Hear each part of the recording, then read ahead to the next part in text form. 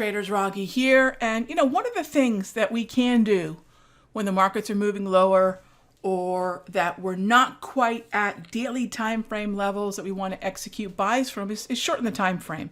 And so being able to go back and forth between a daily time frame or a longer term time frame and a day trading approach, a shorter term time frame, is a very powerful thing to have in your toolkit. And so we're going to talk about the S&P here. It's probably the most popularly traded futures contract when it comes to day trading. And so remember a couple of things about the S&P. It's always in a tug of war between what's happening in the NASDAQ and what's happening in the Dow. Now, the NASDAQ has been getting annihilated. Tech is having a very difficult time right now, and your transports, your Dow, your industrials have been doing far, far better. All right, so that means the ES should not be quite as weak as the NQ, and it's going to have a little bit of help from the YM. So if you are nervous about playing tech via NQ, ES is probably going to be a better choice. And if the Dow never gives you an opportunity to get in, again, the ES might be a really good choice because it's always in a tug of war between those two markets. All right, so let's talk about the actual setup. And those of you that have been following these videos for a while, you should be very familiar with this setup. Good old-fashioned breach retreat. And so here we have the breach alert firing off. Now, gang, one of the things I talk a lot about is automating as much of the analysis as possible and being as transparent. So one of the things I don't want to do is put you guys in a position to have to do a lot of subjective work on a 1 minute time frame while day trading anywhere from 4 to maybe 7 or 8 different futures contracts, which is usually what I'm scanning with most of my emphasis on the indices. So the idea that, one, you're going to have a lot of time to put a lot of discretionary type analysis on a 1 minute chart, I think is pretty misguided. Two, when you're making decisions quickly, transparency on my part is really important.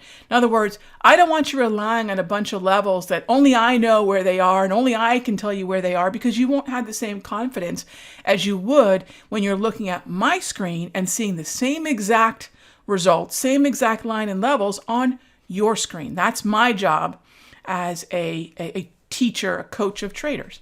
So here's where we focused on the long position on a pullback. Yes, the market went down a little bit lower, and then it started to move into target number 1 and target number 2, which was at 38.88. So we scaled out at, 38.84 and then 38.88. Now, here's what's really important. Today was a gap down, so because we opened below both the close of Friday and the low of Friday, the probability of a fade, meaning the buy, was higher. So I didn't go in looking for lower lows. I didn't buy the open either. I waited for the setup. This is one of the 4 pitches that I look for each and every morning.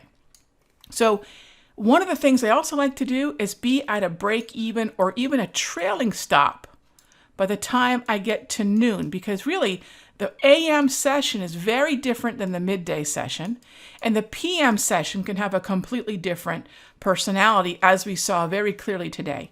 I do not trade the close. I do not trade really as a day trader past 11:30 a.m. I'll manage open winners with target 2s and 3s and break even and trailing stops, but I will not enter new trades, ideally after 11:30. Okay, so it's really an AM setup. And that way, if the market rolls over like it did today, I'm already done. I've taken my profits. I've protected myself. And as I like to remind everybody, tomorrow, the next session is a day trader's best friend, because we get to try to do this all over again. Don't feel the need to just fire off trades all throughout one session when you know you get a brand new open, a brand new set of levels, and a brand new opportunity to get one of those 4 pitches between 9:30 and 11:30, pretty much 5 days a week, okay? Tomorrow is a day trader's best friend, and I'll see you tomorrow.